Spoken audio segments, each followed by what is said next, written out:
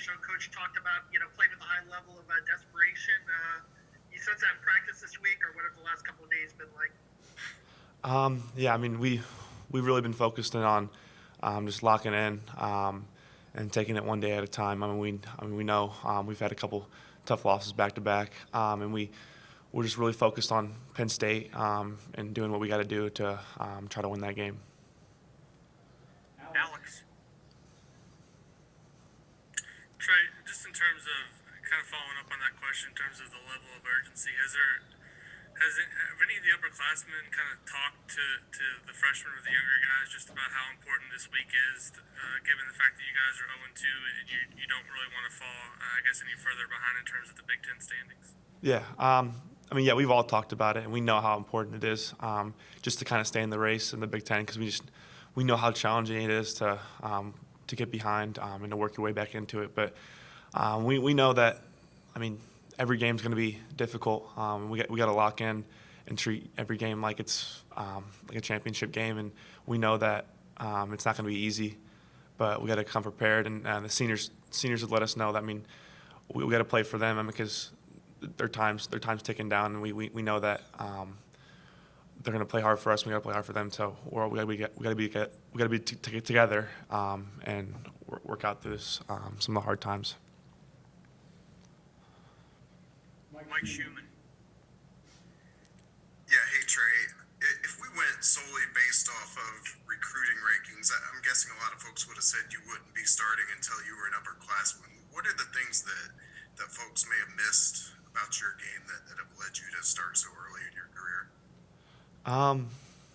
I'd say just the knowledge of the game. I think it's kind of been difficult at first for me a little bit, just how hard college basketball really is. But I think I'm starting to learn more and more every day from the older guys, and we're all coming together. I think me just learning from them and the coaches, and just following them and listening, and taking the little stuff they give me every day. I think that's really helped me out as a player, and it's got my mind right to kind of be ready for these type of games. Tyler. Trey, in high school, you were kind of known as a player with a lot of toughness, and you've definitely showed some of that this year. I guess, how would you describe your mindset on the court, and how can that really kind of help you guys this year in a time when there's a lot of physicality in the conference? Yeah, I'd say it can help a lot. Just bringing that fire to the court, and kind of just pick up the guys when we're down. I feel like I can bring that to the table, and just really be that fire guy, and keep us together when things are going rough. We got a lot of guys like that that want to win, and that's our main goal, is to win, and that's what we're focused on, one day at a time. And I think with me, it's my job to kind of come as a freshman and bring that energy and play as hard as I can. Alex, you got another one? Yeah, Trey, I'm just kind of curious, kind of what the mindset is of some of your other freshman teammates that maybe aren't getting as many minutes as you are right now. Is it something where you've talked to them at all about the opportunity that they've gotten so far? Do you sense any frustration, or do you feel like everybody's kind of just waiting for their time to maybe get more minutes? And then specifically with Christian, what have you seen out of him so far, like in practice, and do you feel like he's making progress in terms of his role?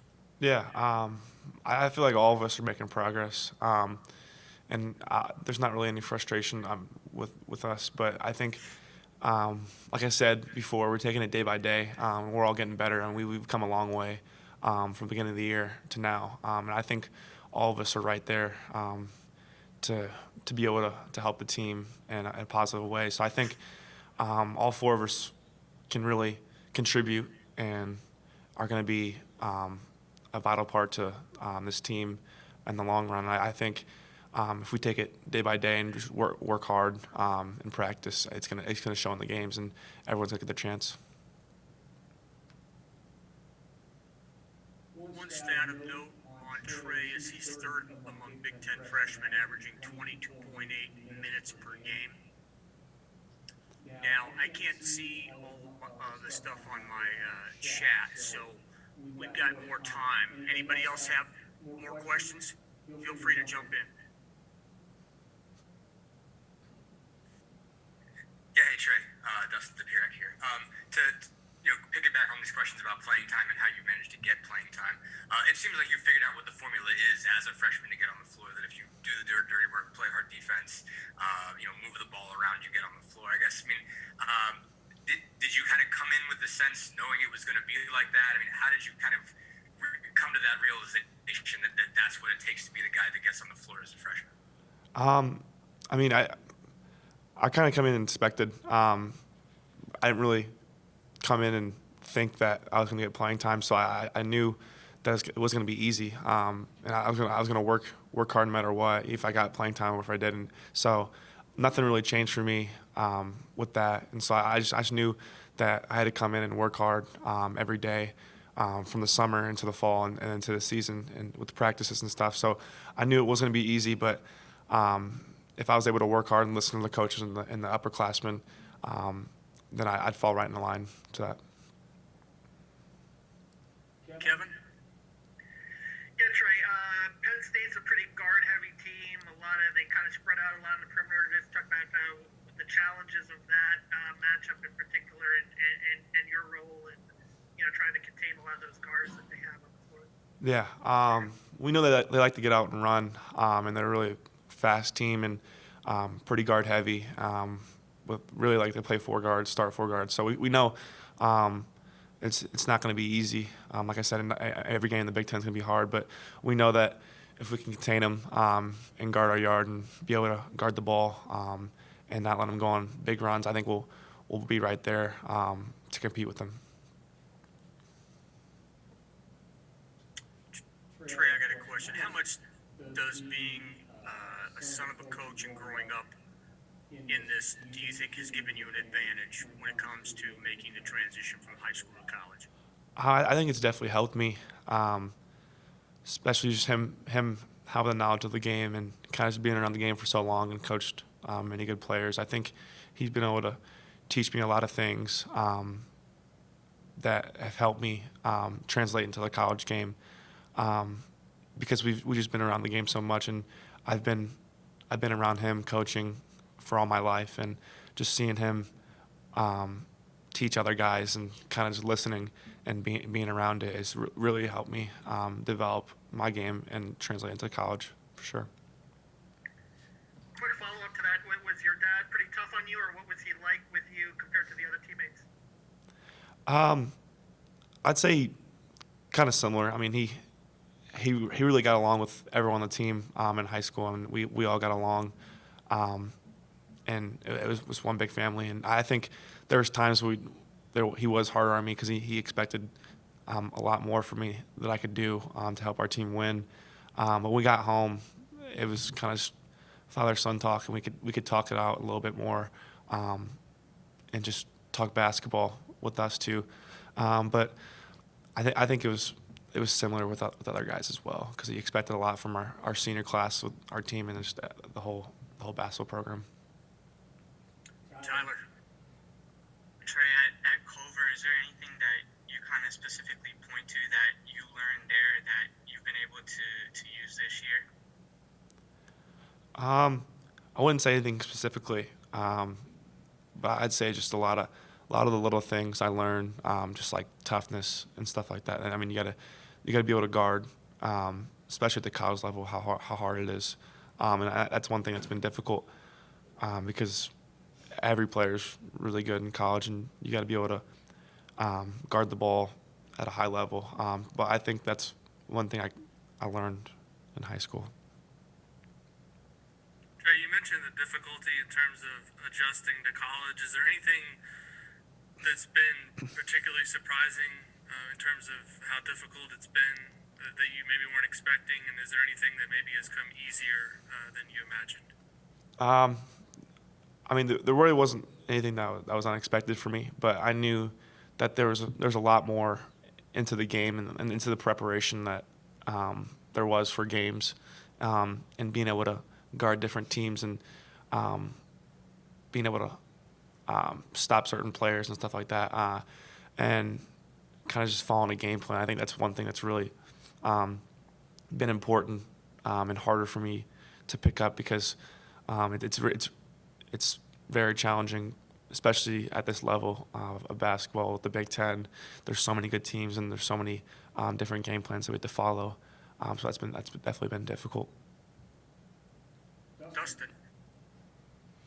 Yeah, to kind of stay on this point, this pathway. What did your dad tell you specifically that this was going to be like? I mean, as you were about to go off to Bloomington and knowing that it was going to be a transition, what did he tell you to expect in terms of how the game was going to change for you, and again, what you were going to have to do to get on the floor?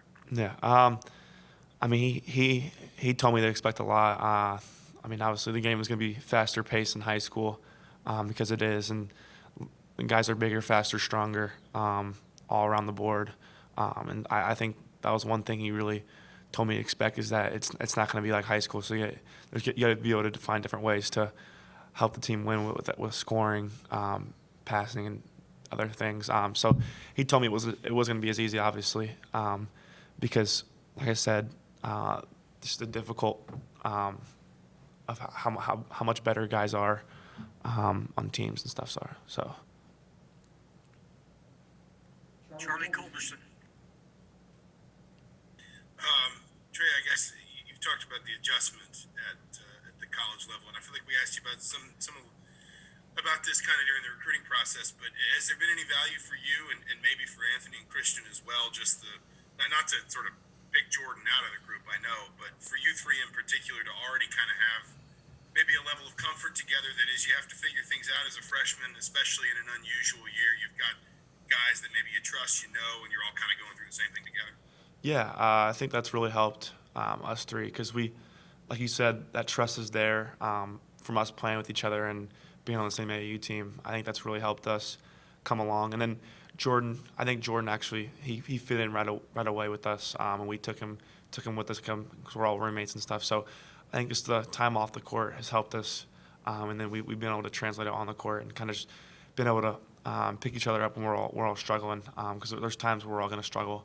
Especially as freshmen, but we know that if we stick together and we pick each other up, we're definitely going to be all right, and we know that we can be something special for sure if we all stick together, and then our whole team, obviously the upperclassmen, they pick us up when we're down, and we're just going to be right there for sure. Trey, good or bad, can you describe the difference now playing in empty arenas? Now, I know in Indiana high schools, the arenas are, full. You're getting through a lot of emotion, but I think of the first 2 weeks of Big Ten play, a lot of people are commenting they're seeing different things that maybe they wouldn't have seen had arenas been full. Talk about you as a player and what your experience has been. Yeah, I mean it's definitely an unusual experience with not having any fans there, especially at Illinois. There was nobody there. So, I mean, when you're playing, you don't really tend to think about it. But, I mean, obviously, like late in the games like that, in situations against Northwestern and Illinois, when it's a close game like that, the crowd's going to be definitely play an effect in those type of games. But I think you can't really focus on that too much, and you just got to focus on the game. But I haven't really experienced what the true college basketball feeling is like with the crowds and stuff like that. But hearing from the older guys, they say it's a lot different, and it's a weird and unusual feeling not having those crowd noises and all the people there.